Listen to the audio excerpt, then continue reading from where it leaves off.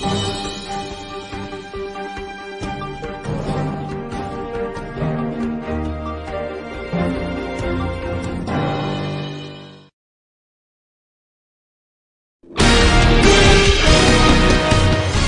Democracy Forum is a not-for-profit organisation founded in 2009 under the patronage of Baroness Nicholson of Winterbourne. Its principal goal was to work for the furtherance of democracy, peace and the rule of law in order to counter religious fundamentalism and intolerance in our global communities. In an increasingly fractured world, this goal continues to be the driving force behind all of the Forum's activities.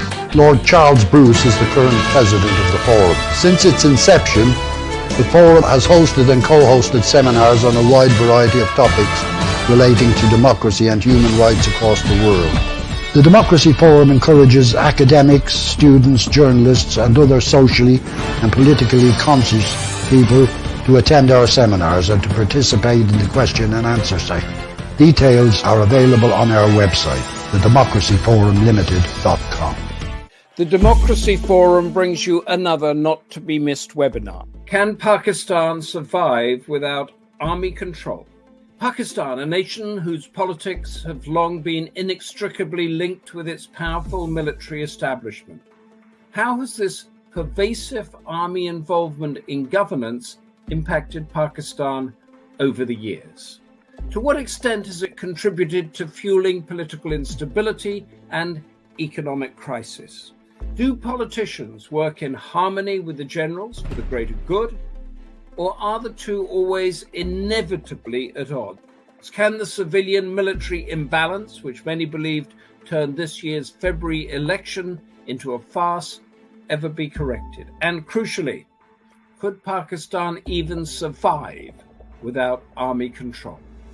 To consider these and related questions, please tune in to our live October the 21st Democracy Forum debate, bringing your comments and questions to our panel of experts.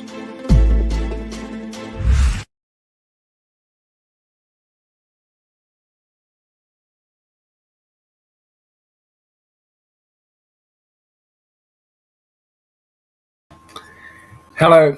I'm Humphrey Hawksley, your host for the next 90 minutes for this Democracy Forum debate on an issue which arguably has held South Asia back from becoming a cohesive area of boom and progress. Can Pakistan survive without army control? What exactly is this country born out of partition, where enmity with neighboring India continues, and how much power does the army really have? And how much does that make elections irrelevant? And how does it all work in Pakistan?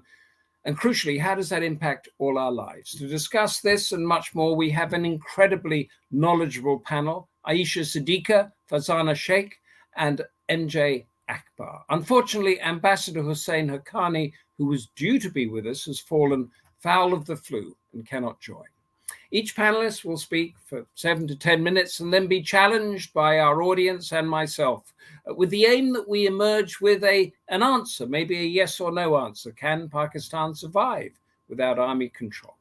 But before all that, I will ask Lord Charles Bruce, President of the Democracy Forum, to lay out the background and the canvas for our debate. Welcome to the webinar, which follows a long line of panel events which the Democracy Forum has devoted to the question of Pakistan's survival as a functioning state. We're focusing today on the biggest challenge that Pakistan is facing: how to protect its democratic institutions from military interference. I'm very grateful to the team at TDF for selecting this important topic and for inviting such an erudite group of speakers to participate in this webinar. And we're very fortunate too that Humphrey Hawksley will be taking the role of moderator. On the 8th of February, in defiance of the military stage management of the general election, which returned a coalition government under Shehbaz Sharif, there was an unexpected surge of support for independent candidates affiliated to the PTI, the political movement led by the incarcerated Imran Khan. In a satirical reference to the pervasive role of the army in civil society, where the army rules without governing, a post appeared on social media explaining tongue-in-cheek that, I quote, "The Pakistani military has never lost an election and never won a war." But since 1947, Pakistan has experienced at least 5 different variants of hybrid democracy, all subject to military interference to some degree. The political analyst Muhammad Wazim refers to this system as establishmentarian democracy. In addition to direct military rule imposed for a total of 17 years, Pakistan has been ruled by military bureaucratic oligarchy for 11 years and by military government under a civilian president for 16 years. And at least 2 further civilian governments have faced constant military pressure for a period of 10 years. Not one of the country's 31 elected prime ministers has served a full term. But over the past 12 months, Pakistan's distinctive system of establishmentarian democracy has come under severe strain. The political analyst Akil Shah, interviewed by The Diplomat early this year, suggests that the February 8th election results, I quote, "are likely to deepen Pakistan's persistent political instability, which is primarily a result of the military's domineering political influence and repeated interventions." And at the very heart of this political crisis lies the deep personal enmity between General Asim Munir, Chief of the Army Staff, and Imran Khan. Their feud dates from June 2019, when Munir was sacked by Khan as Director General of the Inter-Services Intelligence. Indeed, Khan's challenge to a man that few Pakistanis have previously dared openly criticize risks sparking the most serious confrontation between civilian politicians and the military since the nation's return to democracy in 2008, comments the Financial Times. And imprisoned since August last year, Khan is currently facing the prospect of being tried by a military court. And there's growing evidence that the military is threatening judicial independence and integrity. In March, a majority of High Court judges took the unprecedented step of writing to the Supreme Court, accusing the Inter-Services Intelligence Agency of interfering in judicial proceedings. And in June, the United Nations Working Group on Arbitrary Detention found that Imran Khan is unlawfully detained. And only last week, an appeal was lodged with United Nations Special Rapporteur on Judges and Lawyers on behalf of Imran Khan concerning the proposed 26th Amendment to the Constitution. The amendment is a fundamental attack on judicial independence and, among other measures, intends to remove all civilian oversight of military and security services. Writing in May last year, Bilal Galani, executive director of the pollster Gallup Pakistan, observes, Pakistan's future is likely to be decided not by elections or public opinion, but by who wins the power battle between the military and Imran Khan. One side has the ability to bring the public out, the other has the ability to bring the arms out, he writes. We've just seen the first round. There'll be more rounds of violence before everything settles. And as other commentators suggest, I quote, the army prefers this shabby outcome. It fears that if it cedes control of politics, it will forfeit its economic privileges and trigger instability. Well, if you have any comments or questions, do please pass them to the panel through the chair. Lord Charles Bruce, thank you very much for that. A fear of forfeiting privileges and the triggering of instability. Our first panelist is Dr. Ayesha Siddiqa, Senior Fellow at King's College and the author of 2 books very relevant to our discussion, Military Inc., Inside Pakistan's Military Economy, and Pakistan's Arms Procurement and Military Build-Up, 1979 to 1999. That is a crucial period beginning with the rule of the military coup leader, Zia-ul-Haq, and ending after Pakistan's nuclear weapons test, which shook the world. Ayesha, Siddiqa, can Pakistan survive without army control? Give us your thoughts. Thank you so much for inviting me. Let me begin responding to a very provocative title, which is Can Pakistan Survive Without Military Control? With a equally provocative statement that I don't think that Pakistan can survive without military control, at least not the Pakistan which has evolved, in which most of other institutions, from judiciary to civil bureaucracy to civil society, have weakened in relation to the military. And there is a lot of domestic conflict. And the only response to keeping the state together, of course, is through the military maintaining its power. I think that there are two aspects of the argument which I'm going to look at. One is, will there be a Pakistan without military in control? And the other is, will it survive without the kind of power structure that has evolved? Very quickly, in the time allotted to me, there are 4 points which I would like to raise. And I think to start with, my first point is that it's important to point out that starting from the 1950s, early 1950s, Pakistani military evolved not as an instrumentalist institution. It was not an instrument of policy for any civilian leadership. It grabbed power, it grabbed influence over decision making and slowly built on it. And what we've seen in 76 years is military becoming more powerful.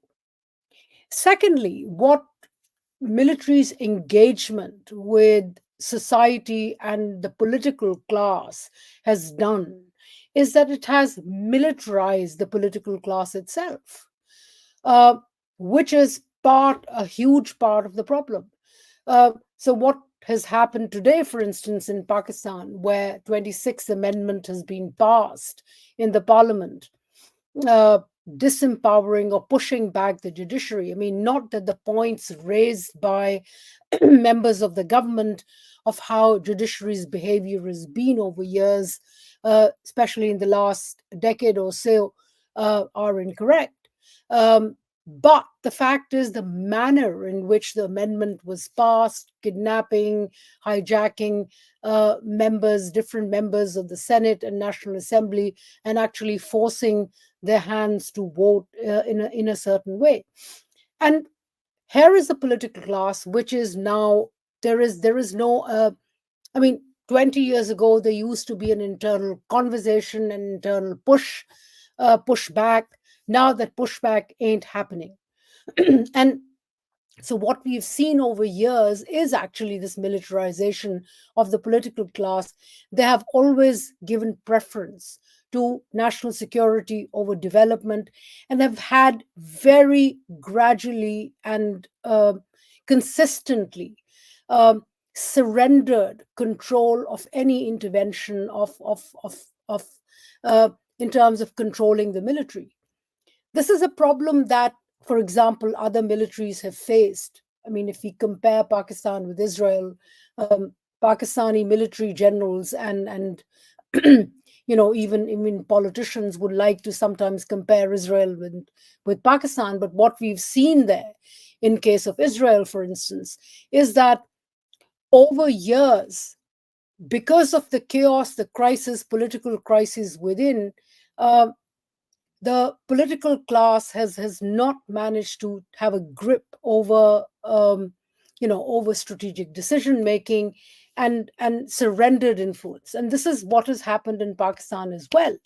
What leads me to my third point is that what the military has managed to do over years with this militarization of the political class and creating a partnership with different parties, parties that it would, some parties that it would partner with at times, and then others that they would push back. So we've seen them partner with the Pakistan People's Party, then create Pakistan Muslim League Nawaz, then later abandon the two and create Imran Khan.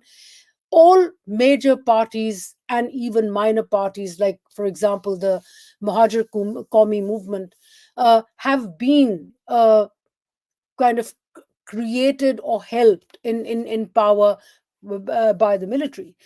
But what has happened lately, especially after 2008, is a change in military's political game. And that the shifting of political game was that the military shifted from control of state. I mean, they would periodically come into power, like in Turkey or Thailand or Indonesia, for example, rule for a decade or so, then withdraw, allow civilians to come, unstable governments, create instability, continue to fester instability until they could come back again, until people were tired and come back again. In 2008, I think a fundamental shift happened, which is that military decided to withdraw from this idea of control of state and move towards control of governance. And that's what they built on, which is a permanent foothold in politics. And what a militarized polity has done, in fact, helped them build that, their control in governance. I think, we talk about hybridity, Pakistan being a hybrid model, but hybridity in Pakistan, one has to define what hybridity means. And I think I would tend to define it not just as military's influence over politics, but military's control of strategic decision making. And what we see, the pattern that we see, actually starts to emerge much more clearly in 2013, when the Nawaz Sharif government actually, instead of, in 2006, Benazir Bhutto and Nawaz Sharif had agreed in terms of Charter of Democracy. They signed the Charter of Democracy. And one of the important factors that they had agreed on was that they'd withdraw from National Security Council formula that was prevalent during General Musharraf's government, and move back to giving control to the parliament in matters of defense and national security. That is the Cabinet Committee of Defense. That system that was prevalent since 1973-74.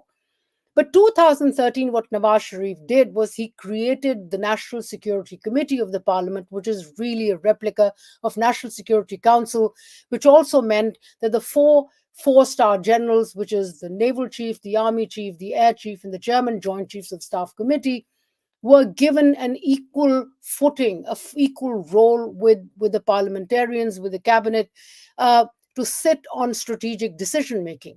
That was the first version of hybridity. The second version of that came with Imran Khan's government, in which the military, or the army chief, was given a role as a member of with the primary committee, economic advisory committee. So a role in actually all strategic decision making. And what we have then, a version 2.0, when Imran Khan was sacked and the PDM, the coalition government, came, and what we have now is the Special Investment Facilitation Council, which kind of decides on basically all economic and it's not just economic, but political decision making as well. So all investments, all money, inflows and outflows, allocation of land resources, and much more. So the military now has a much more strategic control. It has control of everyday governance. What has also happened, and I think this role, one of the other factors which I'd like to point out, where military has expanded its control and weakened the state-society relationship, is really the war on terror, the years of firstly, starting from 1980s, the war in Afghanistan, then finally erupting into the war on terror after 9/11. And that has expanded, in fact, reduced political influence over years and expanded military's influence instead. The state society, it has weakened. What this control has done is weakened, in a way, state society relationship. So when we look at the results of military intervention from Khyber Pakhtunkhwa to Balochistan, to some extent even Sindh, what the military does is it uses, force, it uses authority, it uses repression, and that has really resulted in, if lack of effectiveness, a weakening of state institutions, lack of effectiveness of the state, and there isn't that faith anymore in the state itself. There is a weakening. And now what we see, for example, there is a problem. I mean, the state institutions have weakened to an extent that they're ineffective in doing counterterrorism. And there is a problem as well. I mean, if you look at, for example, the police very recently, the police in Khyber Pakhtunkhwa have been protesting against military's intervention. I mean, their argument is that they are being attacked in Khyber Pakhtunkhwa. They're terrorist attacks. They know exactly how many Tehreek-e-Taliban Pakistan fighters are there in the tribal areas. And their argument is the police has been crying out loud that, you take the military out of tribal areas in Khyber Pakhtunkhwa and we'll be able to fight terrorism. They say whenever we try to capture Taliban or TTP, there is always a link with the army. And so this is the way, divide and rule. I mean, it's a very it's the same traditional methodology that has been used by by a hierarchical British military type to increase its control. Have TTP fight, let TTP fight, for example, the Pashtun Tahaffuz movement, push back, the Pashtuns when they stand up, protesting for their rights, protesting against violence, and the state's involvement in violence, using violence, using repression, using authority. So all of that, has weakened the state-society linkage. Now, in order to maintain the state as it is with the present structure, the present state is not going to survive if the military doesn't have that control. It's very sad and tragic that this military repression and this military control has really weakened the state. And this is where the situation stands at the moment. I'll stop here. Thank you. That was a fascinating encapsulation of the way that the civilian power has been weakened as it is over many years. Did this start with Zia's rule, or when would you say was the actual genesis of this weakening of the civilian political state? Well, it started really with Ayub Khan. It didn't start with Zia. It started with, they started all with Ayub Khan. Ayub Khan was the first military army chief who actually started to question any intervention by politicians in security matters. Push back all the politicians worth their while, and his role in East Pakistan and how he dealt with East Pakistan. Yes. So it started from there, increased with, every military general who's taken control has learned their own lesson and has managed to carve their own way of increasing military's power and influence. And I think the most important turning point, 2008, is General Kiani.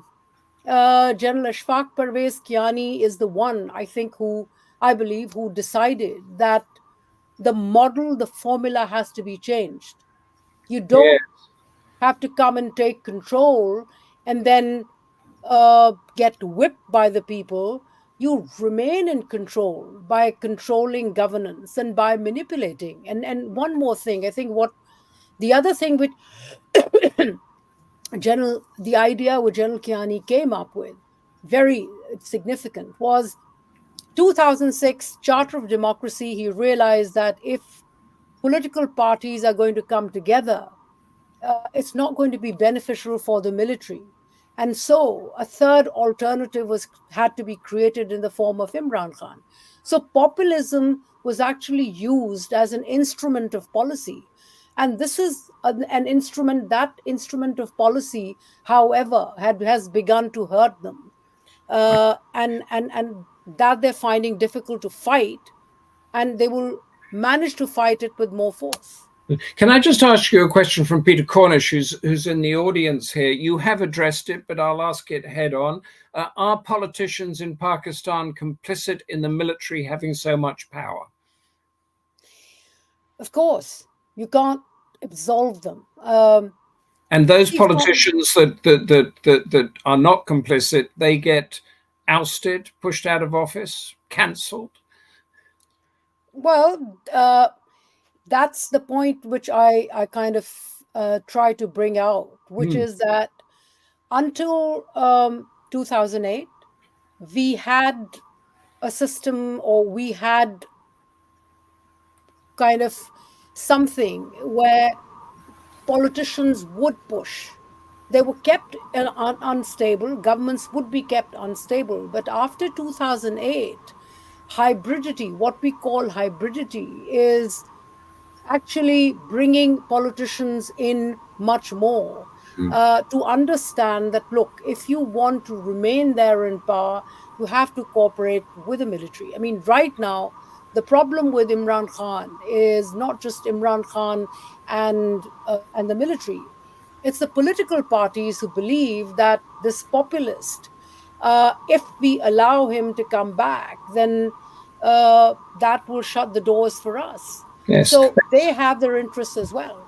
Thank you. I'm wondering, I won't ask this now, but I'm wondering if Pakistan is closer to Myanmar or Thailand when it comes to military control of government. But we can address those issues later on, because we're on to our, thank you very much for the moment there. Our next panelist is Dr. Farzana Shaikh from the Asia Pacific Program at Chatham House, that is Britain's Royal Institute of International Affairs. She is the author of Making Sense of Pakistan, which is the purpose of this debate. And she has a book coming out next year, Sufism and the Politics of National Identity in Pakistan. She has taught at universities throughout the world and has been, or was for many years, a consultant on South Asia for the Emergency and Security Services of the UN's Refugee Agency, UNHCR. Farzana Shaikh, can Pakistan survive without army control? Tell us what you know.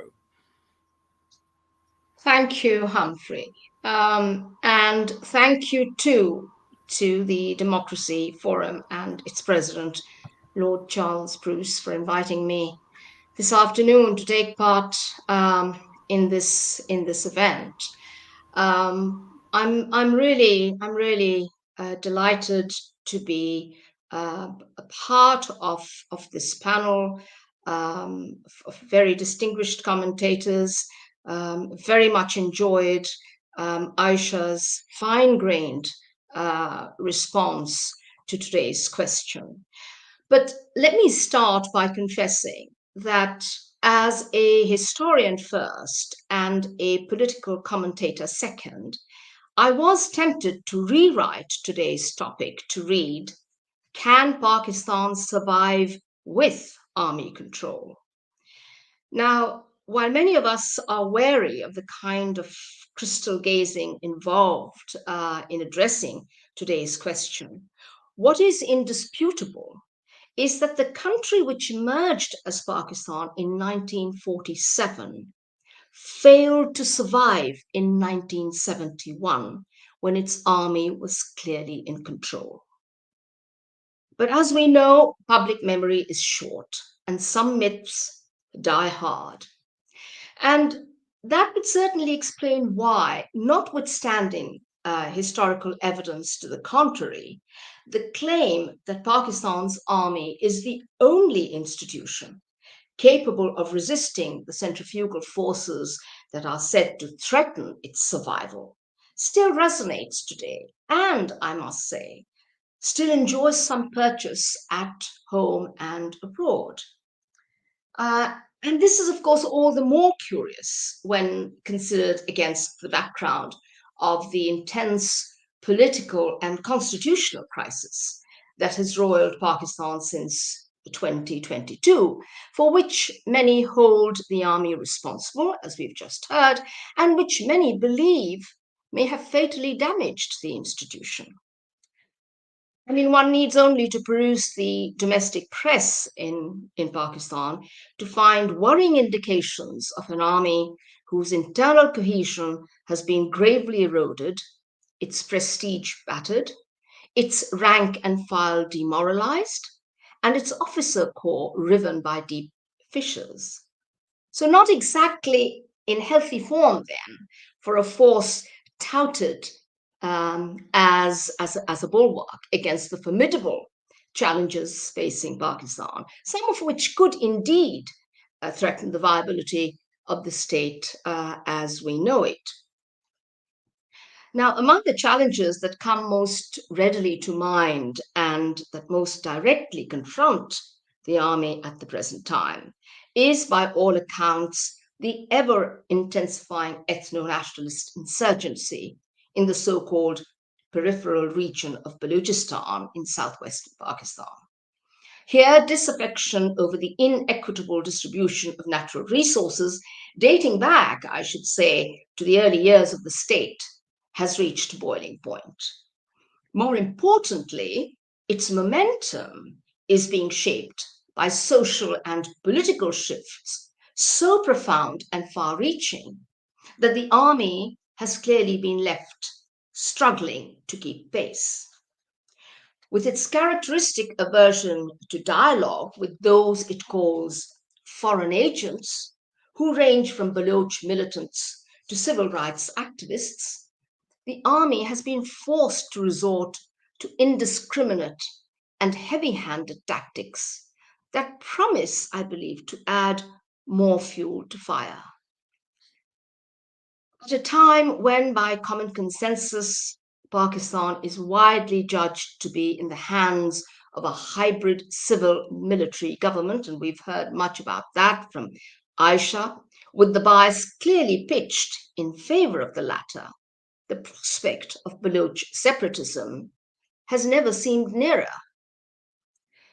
And elsewhere along the tribal regions bordering Afghanistan, the army also faces a grave challenge, compounded by its own miscalculations and misplaced priorities in the region over the last 2 decades.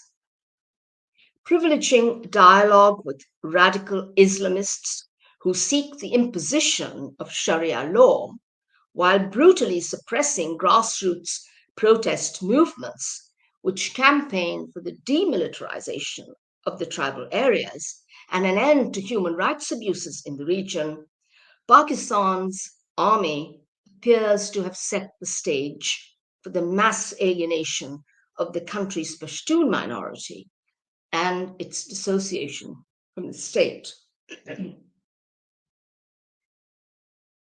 But before I conclude, let me just briefly make 2 points, which I believe might help account for the enduring appeal of today's topic, even when history and present developments can be shown to run against its governing assumptions. The first, a mainly Western obsession, I should say, is the fear not so much about Pakistan's survival without the army in control, but the fear of global meltdown without the army in control of Pakistan's nuclear weapons, which are seen to be at risk of falling into the hands of religious extremists.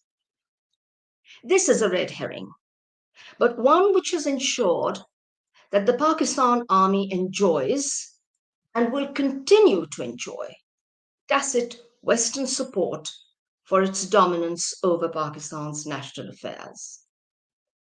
My second point, and one to which Ayesha and others have already alluded, is that the idea of the army as Pakistan's ultimate guarantor also has roots that lie deep elsewhere, namely in the complicity of Pakistan's political classes across the political spectrum, who have looked to the army and still do as the arbiter best placed to settle their differences. It matters little, really, that the army can be shown almost never to have acted as an honest broker, nor to have been at all averse to grooming its political favorites. And we've heard about this from Ayesha earlier. For so long as Pakistan's political parties choose to curry favor with the armed custodians of power over dialogue with each other, the army can hardly be blamed for claiming the mantle of guardianship over a state whose political governors have so signally failed to assume their responsibilities. This is all provocative talk, I understand, but I'm hoping that it will indeed provoke. And so I'm going to just leave it there. Thank you. Thank you so much for that. We like provocative talk on this, and I actually liked you switching our title around as to whether it could survive with or without army control. We've heard so far that the army control is increasing and the complicity of the political class is also becoming more embedded. So on your scenario, can Pakistan survive with army control? What do you see going forward in the present global situation of the army doing to Pakistan or with Pakistan? Well, I mean, as I indicated at the outset, you know, there's a fair amount of crystal ball gazing involved here. And I think, you know, we have some sober lessons to learn from history. And, you know, Ayesha touched on some of that. You know, I'm, of course, familiar. But I think by common consensus, there is an agreement that even if the state of Pakistan is not to disintegrate tomorrow, what we are seeing is an increasingly brittle state, a state that is losing its capacity to accommodate change, is losing its capacity to accommodate dissent and political difference. And this, I think, does not bode well for the future of the state as we know it. But ultimately, I think, as I again alluded in my own talk, the guarantor of Pakistan is arguably as much its army as the Western international community, who, as I said, fears that that if Pakistan should collapse, if its army is no longer in control, its nuclear weapons will fall into the hands of religious extremists. In other words, what I'm trying to say is what many others have said, that Pakistan now is seen in Western corridors of power as that state that's too important to fail for all the wrong reasons. Right. And in the scenario that I briefly drew at the end of Ayesha, my discussion with Ayesha, you've got a number of countries in the region that have got this military-civilian balance. There's Myanmar, Bangladesh recently did a flip. Thailand is a veteran at this sort of thing. where would you place Pakistan in that? Is it more like Myanmar? Is it more like Thailand? I mean, well, without wanting to go into the debate on Pakistani exceptionalism, I mean, I wouldn't want to speak about Thailand or Myanmar. I'm no expert on that, but certainly Bangladesh is an instructive example and comparison. I think in the case of Pakistan, it has to be said that the constituency for democracy was fragile from the very inception of the state. And today, terrible as it may sound, what we are reaping is years of contempt directed by unelected managers of the state against the political classes.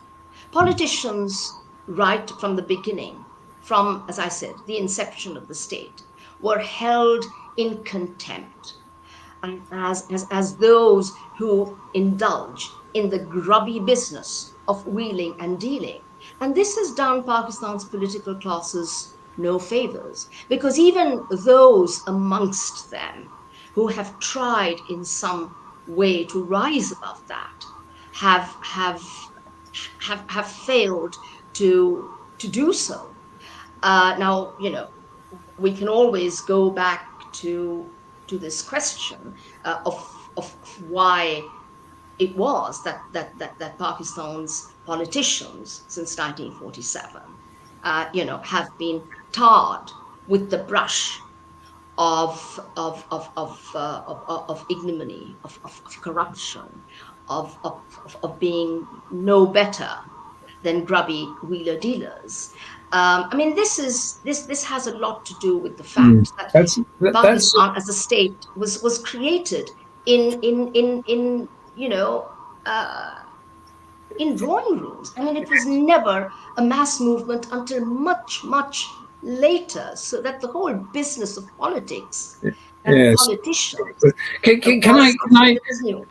Could I put in a question from Prashan Kumar? If Pakistan had a less hostile relationship with India, would the army lose a lot of its power? And let's draw that out, because you mentioned, you know, Afghanistan, the terror things and all the rest of it. This sense of hostility all around it boosts the army's profile and power, doesn't it? Well, there's no doubt that you know, it is in the interests of Pakistan's army to keep the conflict with India alive. That has secured its political fortunes. I think this is the worst kept secret.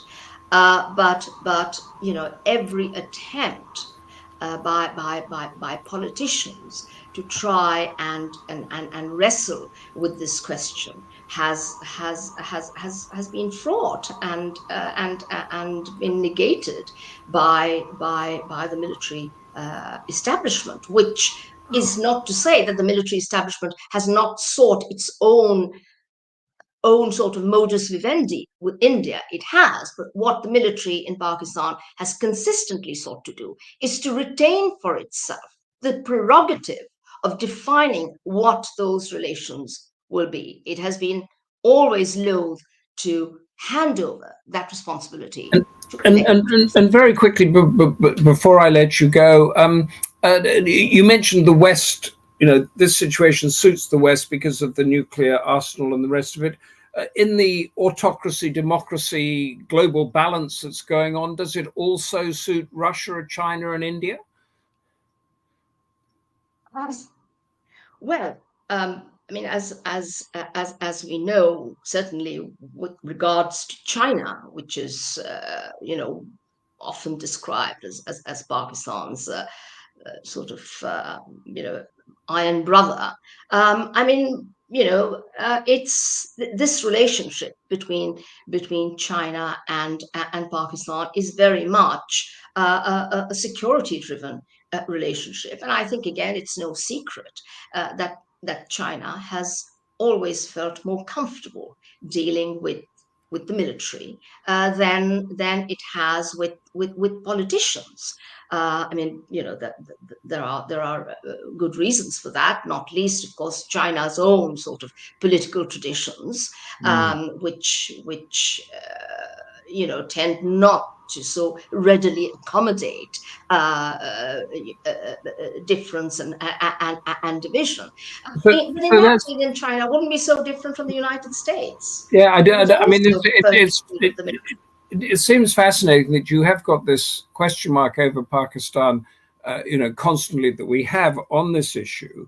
For the people of Pakistan, they are now, that whole country is falling back as far as growth goes. The political classes can benefit as long as they allow the military to do what they want. And the outside world, those big powers, like the situation as it is. They much prefer that than to having a full-blown, unpredictable democracy. Yes, because and this is something actually that I do touch on in my book, Making Sense of Pakistan. I mean, as far as Western capitals and now indeed big powers like China are concerned, democracy in Pakistan, such as it may be, is fraught with risk, and there's far too much at stake. They believe, to allow anyone to be exploring those risks. For the US and for most Western capitals, it's Pakistan's nuclear weapons. For China, it's forfeiting the gains of billions of dollars of Chinese investment in Pakistan. Absolutely. Thank you so much for that, Farzana Shaikh. Thank you, Ayesha, Siddiqa. Previously, we are now going to New Delhi for our final contribution. Author and journalist and former parliamentarian MJ Akbar, steeped in the nuances of South Asia and the India-Pakistan deadlock. Among his many compelling books is Tinderbox, The Past and Future of Pakistan, and another book, Gandhi's Hinduism, The Struggle with Jinnah's Islam, which is much of what we're talking about.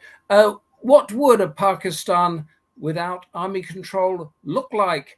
Are the generals holding the country together or holding it back? MJ Akbar, give us your argument. Thank you very much, Humphrey, and thank you very much for the opportunity of listening to two great intellectuals. I've forgotten where I was going to start after hearing what they said, because the temptation to react to their observations is now much higher than the temptation to go to my own starting point. But I did want to start with the observation made by... Oh, by the way, Humphrey, in answer to your question, a state cannot be held by one of its institutions. It must be held by the idea or the ideology behind the state. I'm talking of a modern state. I'm not talking of a medieval state. A medieval state can be held by ruthless power. It can be held by despotism. It can be held by monarchies. It can be held by armies.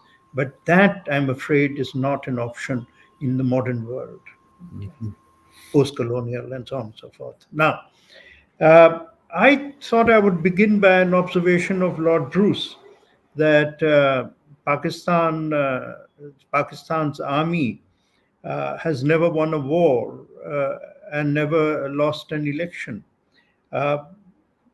Lord Bruce makes always very observant points, but there is a slight, this is slightly miscued, because the Pakistani army has actually lost an election. This is the election of 1970, and the loss of that election led to the end of Pakistan. Pakistan survives as a name, but does not survive as the concept whence it was born. In fact, if you try and understand Pakistan, we normally try and analyze it from its birth, the impulses that created Muhammad Ali Jinnah and so on and so forth. It might be, I think, equally useful to try and understand the country from the basis of its death in 1971. Basically, Pakistan's problem First, I don't think we must confuse Pakistanis with Pakistan. Pakistanis are as normal people as Indians or as anyone else. It's the idea of the state which is the issue that is creating the problems. And Pakistan was basically born out of an idea which has neither any resonance in history nor, in fact, validity in conventional and contemporary age, which is that Islam or religion can be the basis of a modern nation state. Uh, Islam, I mean, to cut this argument very short within the limits of our time, if Islam could be sufficient as the basis of a modern state, why would there be 22 Arab countries? Indeed, why wouldn't Pakistan and Afghanistan be separate countries? It doesn't hold. Nationalism has to have a very separate set of impulses, ideas, rationale to which it owes. And this idea that Islam could be the basis of a nation state in the 20th and 21st century collapsed when a majority of the Muslims of the original Pakistan walked away and recreated themselves under the concept of linguistic ethnicity, which is a far more valid. I mean, this goes for any religion, really. I mean, Christianity cannot hold Europe together, and Hinduism cannot make the Hindus of India and Nepal into one nation, or the Hindus of India and Mauritius into a single nation. This problem with the idea behind Pakistan has led it to become what is really, as I mentioned in my book, it has become a jelly state. Unlike butter, it will not melt and disappear. But like jelly, it will continue to quiver. And because it is a nuclear power, because it is a powerful, militarily powerful state, it is also, and because it has, Islamic fundamentalism running through its political veins, it becomes a toxic jelly state and unable to provide stability either for its own people or for the region around it. The question is often asked, and I think this question is pursued by diplomats, by observers, is that, why can't Pakistan and India be friends? Long before Pakistan and India become friends, they have to learn how to become good neighbors. And you cannot be a good neighbor if you keep exporting terrorism in the name of one fictitious rationale or another. The subcontinent, therefore, is going to remain in a state of turmoil, despite the best intentions of at least some of the governments. Right? I'm not going to necessarily criticize the intentions or the desire for goodwill of any particular government, but governments become beholden basically to the ideology of the state of which they are put in charge. The confusion of Pakistan is really born out of the confusion of the idea. I referred to the elections of 1970, which created Bangladesh. But I dare say, if the results of those elections had been translated into political action within the area or the geography of Pakistan itself, then you would have had to find a way out for the success of the quasi-separatist movements in Balochistan, which still continues till today, with also the separatist tendencies that exist in Sindh. And these will not be resolved by any external factors. They will have to be resolved by Pakistanis themselves trying to understand and come to terms with a mistake that was made in the very early years, or mistake at birth. Why did the National Awami Party win in 1970 where it did. It is not just the Sheikh Mujib's party, Awami League, which won. The the concept really that is continually troubling both Pakistan and its neighborhood is whether any particular institution where power itself, a uniform, the power of the gun, can actually hold a people together. At best, in historical terms, this is a temporary solution. It is not an effective long-term solution. So, as I said, that you can hold a geography together by the power of the gun, but you can't hold people together by the power of the gun. Not anymore. Not in the modern era, not in the 20th and 21st century. What we witnessed, and I think this was mentioned about the current vote, perhaps you mentioned it, is we are seeing now every institution, including the judiciary, has become basically a political player within struggling for its own quota of power within the state. And that's what happens when everything begins to fall apart.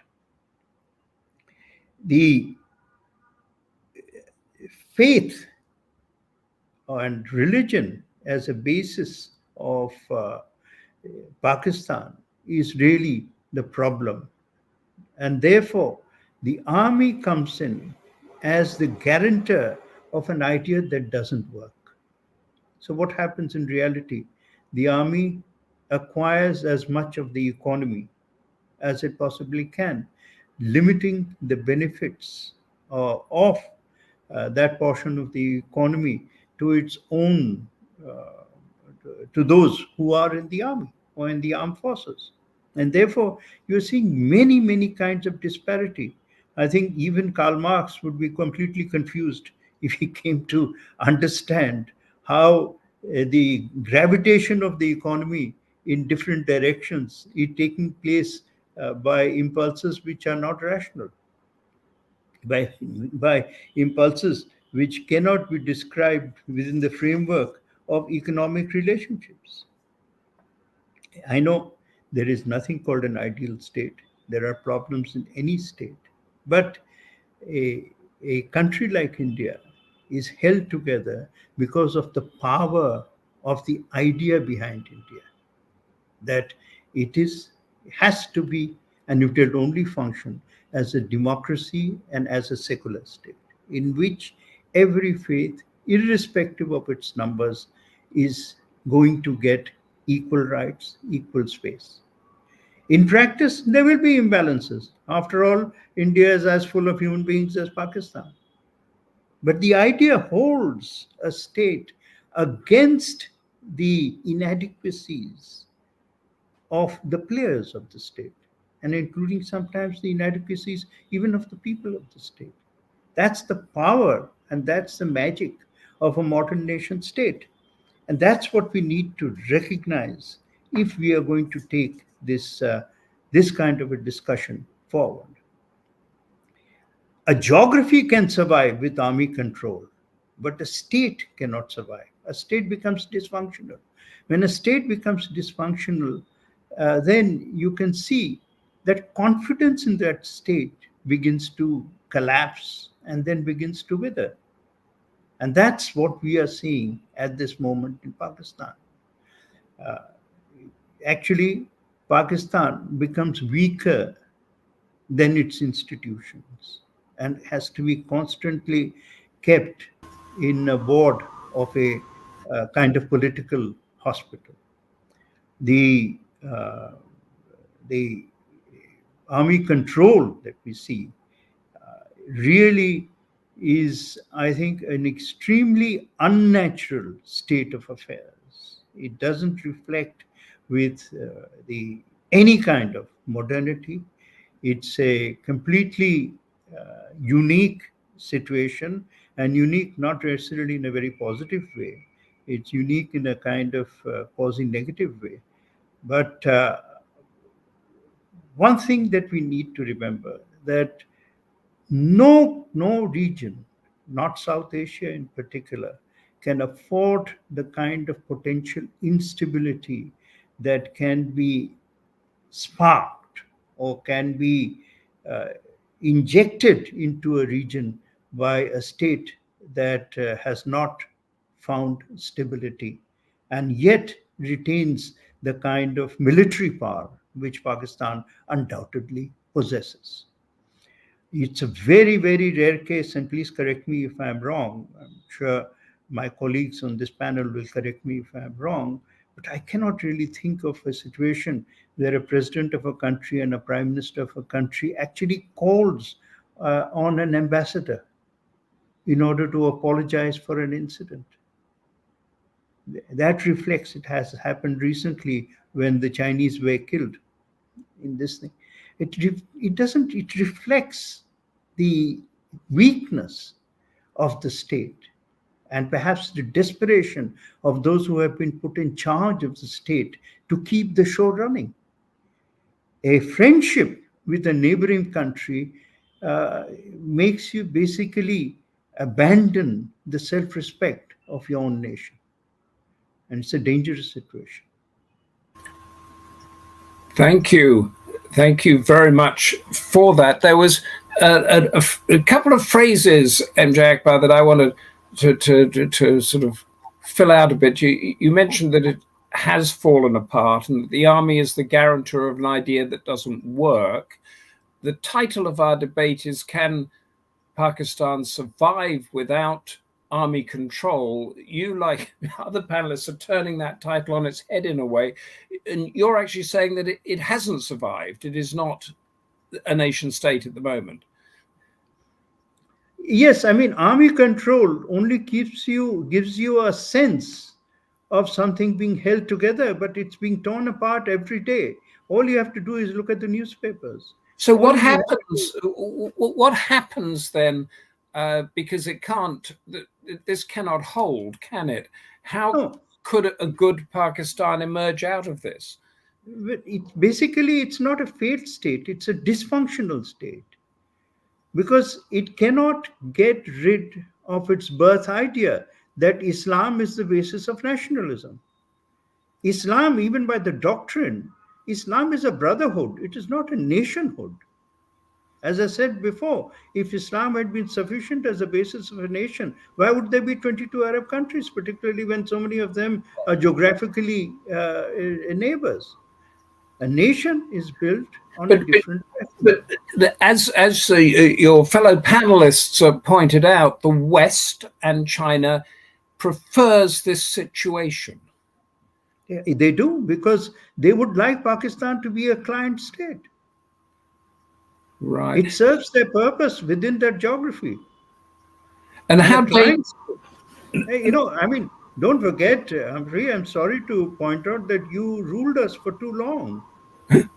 Well, yes, that's neither you nor I were personally responsible for that, but perhaps the partition was, as you say. But I just want to get an idea from you how this might unfold in the next years or decades if the West and China, these two competing ideological forces, prefer Pakistan being controlled by the military. How is that ever going to change? It isn't, because the military now has become more powerful than democracy. And the democracy has become a kind of partner. So the permanent state is the army, and there is a kind of functional government which is elected, sometimes in a very uncertain manner, by the people in periodic outbursts of election or electoral democracy, which nobody trusts. And all you have to do is check with Imran Khan whether he thinks the last election was fair or not. And how dangerous is this situation for India? It's dangerous for the world, because the world is now, we are at this moment now that you ask, in a situation where a war between is now setting aflame adjoining geographies. War caused by different reasons. I mean, I don't want to now extend my welcome on this subject, but if you look at it, how far is Ukraine really from North Caucasus? How far is North Caucasus from South Caucasus? How far is South Caucasus from Syria? See, how far is Syria from what is happening right there in the war as we speak? And if you think that we are far away from the war, the Indian Navy at the moment is fighting in near Aden in order to protect its interests. Yes, Right, because how far is the Arabian Sea from India? And if Pakistan, goes up in flames, you can see different fires rising, but all fires have a tendency to join one another. So perhaps our title should be, how does the world survive with the army in control of Pakistan? Could be. And maybe that should be our next subject. Just before I let you go, and the situation that you and Ayesha Farzana have all described so in so much detail, how much has that held back growth in South Asia, economic growth, development, standard of living? Hugely. If we did not have to invest as much in what would be actually civil wars within South Asia, invest in our militaries as for security in the civil wars of South Asia, I mean, the region would be, I think, look at India, despite its problems, has really risen economically pretty far up. But if the region had been cooperating, if it had found itself a common market, the economies of the region may not even have needed export outside. It's huge. And the capability of finding co-investments, the capability of harmonizing agricultural products, turning agricultural products in upgrading them. And a 10-lane highway across the Wagah border and absolutely rail and the rest. We have 10 lanes. We have 10-lane highways from Amritsar right up to Calcutta. Yeah. And right? Why can't it go up to Kabul, and from Kabul go up to Tajikistan? And to Tehran and then to Paris. Absolutely. Yes, Paris, Moscow. And I want to ask. We don't have an adverse relationship with Moscow. I want to go back. There are some questions from the audience, and we've got some few minutes. I want to go back to Ayesha Siddiqa now to ask a question from Nadeem Shah, and then each of you can answer the same question.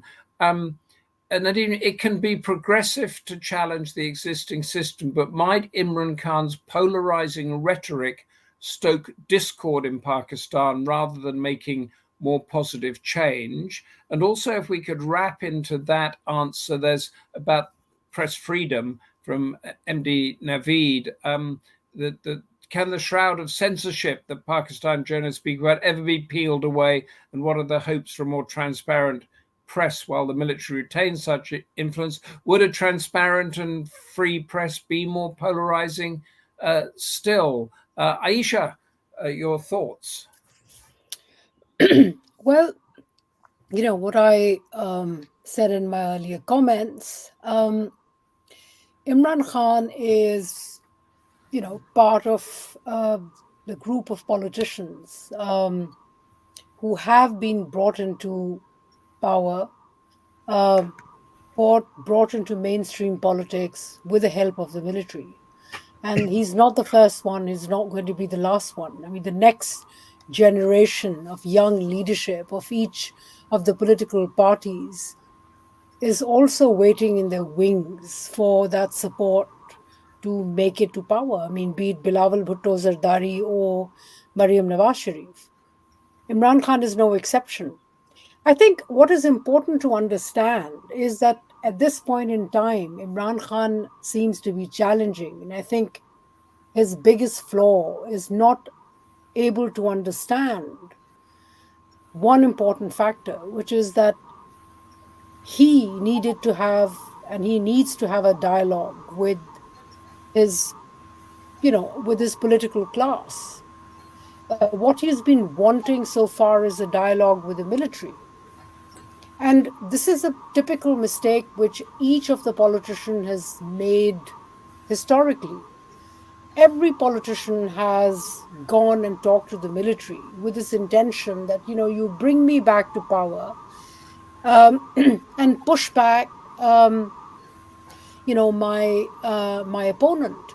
Now, we thought that there was a break in that pattern in 2006 with Charter of Democracy, which the government then tried to overturn, which is something which I've tried to point out, which the with the military did not like, and that's why Imran Khan was brought in. Now, there is another historical fact as well, that every politician who, even though they've come to power with military's help, uh, at some point in during the rule, understand that they are the ones who hold legitimacy, political legitimacy, and it's not the military. And when they try to intervene, push back, that is when they break away with the military. I mean, incidentally and funnily, it's very funny that in 76 years, the military has not found that perfect politician who would continue to follow their dictate. They come following the dictate, but once they're there, they try to also, play to their own constituency, to their own gallery, and try to maximize power, and that's where the break happens. So I wouldn't entirely blame it on Imran Khan, but having said that, I think it's important to understand that what Pakistani politicians need to do, including Imran Khan, and definitely Imran Khan, is to have a dialogue with the rest of the political players. Very quickly on media.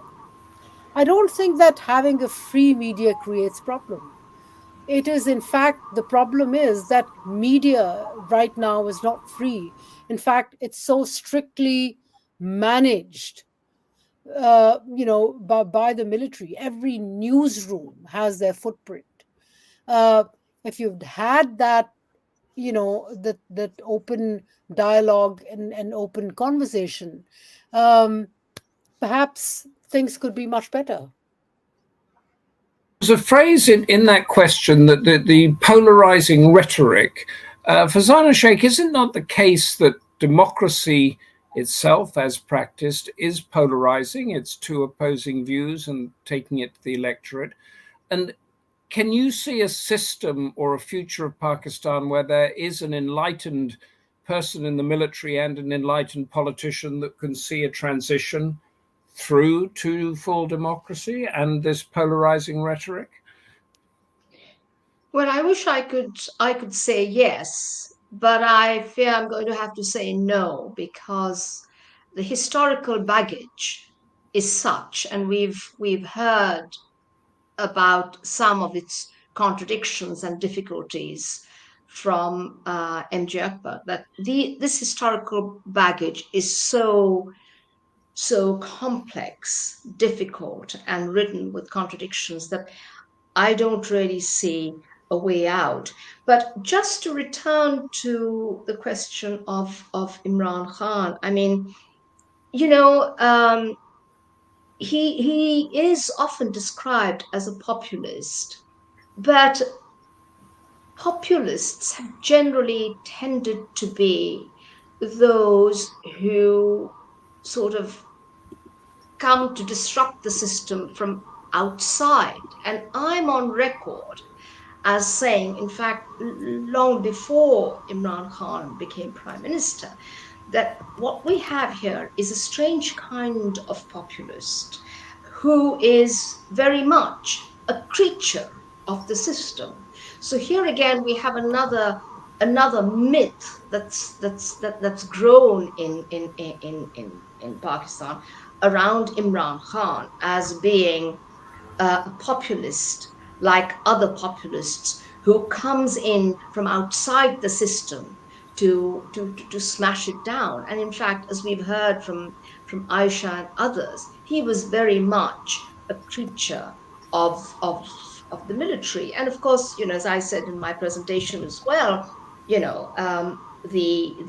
political classes in Pakistan have been complicit in this whole business of ensuring the army's supremacy, because of course they turn to the army as the ultimate arbiter rather than seeking dialogue amongst themselves to resolve differences. And Imran Khan is a classic case of that, though it's important again to bear in mind, as Ayesha has just reminded us, that he's not the only one to do so.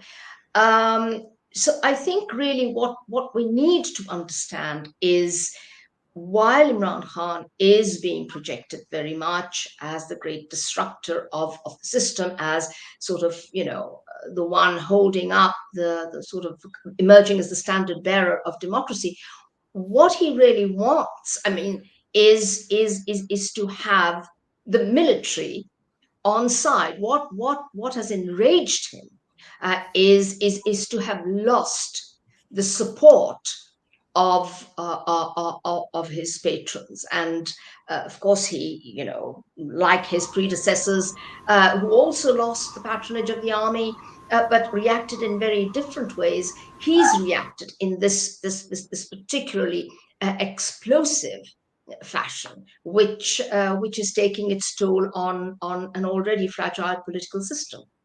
Yes, it's difficult to say from the listening to the presentation, the arguments here, of a way forward. But I want to try to tease this out a little bit more. And incidentally, we should just note that Imran Khan has failed in his application to become Chancellor of Oxford University from his jail cell. So that's another knock to him. But is there a way out of this, or does Pakistan emerge as a kind of buffer puppet state, rather like North Korea or something like this, that is used by superpowers and unable to transform itself or reform itself for the good of its people? MJ Akbar. Well, some superpowers, perhaps all of them, they define their power by their ability to exploit uncertainty and their ability to exploit instability. And there's nothing new about it, nothing unfamiliar about it. There's very little point going on blaming the powerful because it doesn't help.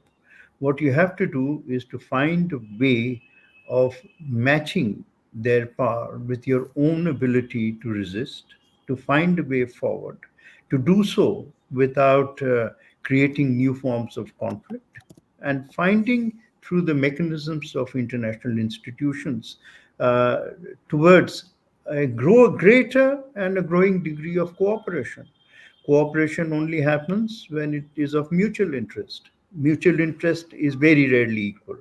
One side or the other, if America has a kind of cooperation with X or Y or Z country, America being a far more powerful economy or military power, will inevitably get 60% of the benefits of that partnership. But the other country will also get 40% of the benefit, and that's the way things progress. Because we don't live in the age of imperialism; we live in the age of as growing degrees of cooperation. And that's the way forward. But just one point. But if as a state you become an institutionally chaotic, then all that happens is that a larger power, whether that power is China or America, finds it more useful to exploit you for its own interests rather than to help you emerge out of that chaos. That's the problem. And the Gwadar becomes a service point for the Chinese economy rather than the Pakistani economy. And I'm just thinking when you were talking there, MJ Akbar, that this is a 75-80-year-old problem that is unresolved, and there's a similar problem going on with Israel and Palestine in the Middle East. There's an old problem on the Korean Peninsula, but apart from that, most other cultures and societies have resolved these issues. What is in Pakistan culture and society that makes it unable to resolve it? Ayesha, Siddiqa. May I just, sorry, Oh, one sorry, point more? MJ, jump in. Just sorry, Ayesha, I don't want to interfere. I just want to make one point, because I hope, in particular with Humphrey, the problems you are coming up are all problems of partition. Yeah, you mean in India? Oh, and many countries of course, where yes. Partition has been institutionalized, creating regional and local conflicts. But in Europe, I mean, Europe might not be the best example because of the Ukraine war, but in Europe, for example, in many parts of Southeast Asia and East Asia, there are border disputes, there are conflicts that haven't happened, but it is not world-threatening like we've established Pakistan is. Ayesha, Siddiqa, your thoughts on that? Can you repeat your question, please? It's more a thought. Why is the culture, society, the way Pakistan is constructed, and as MJ Akbar said, an idea that doesn't work? Why is it unable to resolve it when most of these similar situations around the world over the past 80 years have been resolved in some way or another? Well, because that internal conflict has continued, and the state, the problem there is that, I think MJ Akbar has already answered this question. The Pakistani state for years has been trying to build itself. I mean, it's constantly a state under construction. Sometimes it almost looks like an unfinished product, especially as far as the power establishment is concerned. There are the ethnic tensions. There is this, suddenly it feels, the establishment itself suddenly feels very kind of threatened by different ethnic groups trying to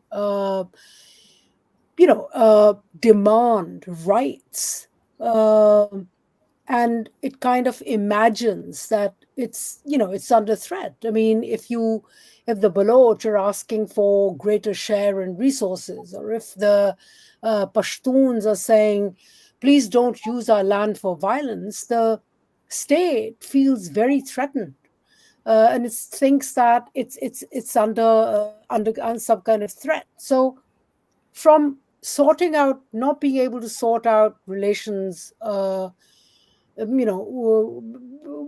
the federating units, to defining what kind of religious identity it wants. I mean, there is religious identity, of course, but there are so many colors to it. I mean, who would want to dominate it? Which group would dominate it, would allow it to be dominated?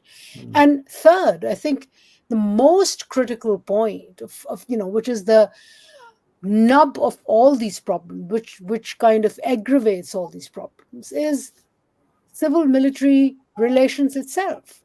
And I think what the political class especially doesn't understand, and what they've not built on at all, is definitely a way to create a formula to how to push back a military structure and strengthen the parliament itself. So structural weakness, which continues to be the case, is where I think Pakistan's ruling elite has not managed to solve it. But let me very quickly also say, I think what has also exacerbated that Pakistan as an unfinished product or project thing is partly, largely, is because it has always been a rentier state. Rent seeking is part of its habit. Yeah. And it's either United States or China or somebody else. So rent seeking. And as a result, what you have is a Pakistani elite, which includes civilians, which includes military, which includes, the private sector. So major segments of the state and society are so used to that rent seeking that, when you present Pakistan as a victim, as weak, it brings benefits. Yes. So there is little benefit in actually improving situation. Yeah. So for those that are those that control it, benefit from it. Farzana, Shaikh, your final thoughts on this. Can Pakistan survive without army control? And my question is, why can so many places resolve these situations and not Pakistan? I mean, we've just heard from Ayesha about about the state of Pakistan. A state that's often described as a security state, but many would say is an insecurity state. But I think more importantly, the question of why precisely Pakistan is not able to resolve these fundamental fault lines, contradictions. It really goes to the heart of my book, Making Sense of Pakistan, in which I have tried to draw out the implications, political, economic, and strategic, of the implications which have to do with a very ambiguous relationship, the state's ambiguous relationship to Islam. This has never really been defined. And to this day, we have rival forces seeking to establish a monopoly over the expression of Islam. Which Islam is this state going to represent? Because ultimately, that is what will determine where they stand in the pecking order. So, in many ways, that issue is fundamentally tied to the question of Pakistani nationalism, such as it is, based on Islam. But there is no consensus over which Islam, and that really is, as far as I'm concerned, Pakistan's problem. And would you agree, yes or no, with MJ Akbar that Pakistan, in fact, has not survived? We're not talking about a Pakistan that has survived the course. Well, it has survived in a manner of speaking, but I think earlier on you'd asked a question about what is the way forward, and I would say really that in many ways we have exhausted the possibility of a state that can rely anymore on its established political parties. Perhaps we need a new kind of political configuration where groups like the PTM, civil rights groups in Balochistan will set about redefining the contours of this state. But of course, we are so sorry. We're so close to out of time that I have to thank you so much. I just want a 10-second upsum from MJ Akbar on your final thoughts. Well, I think we all of us have tried our best to understand a difficult problem.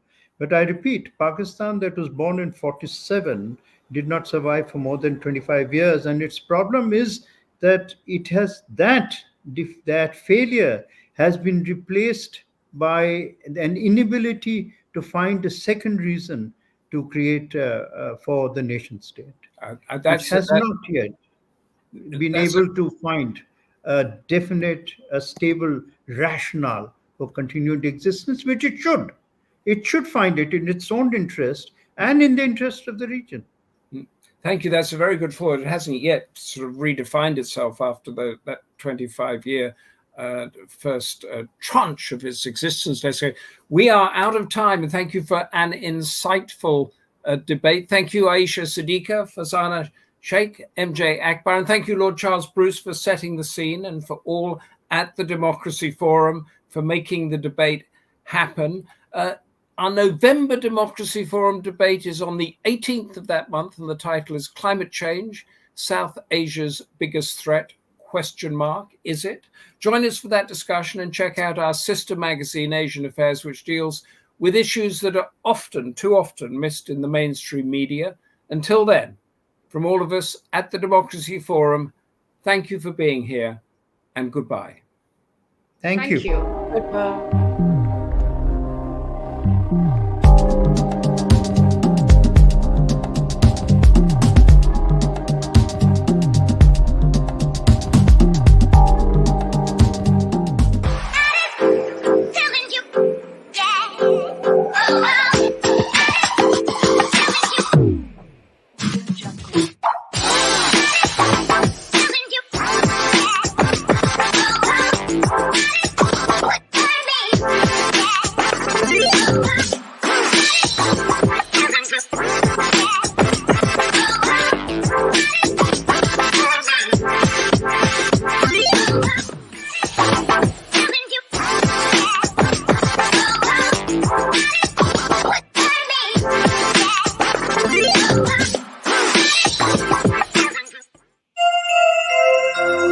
you.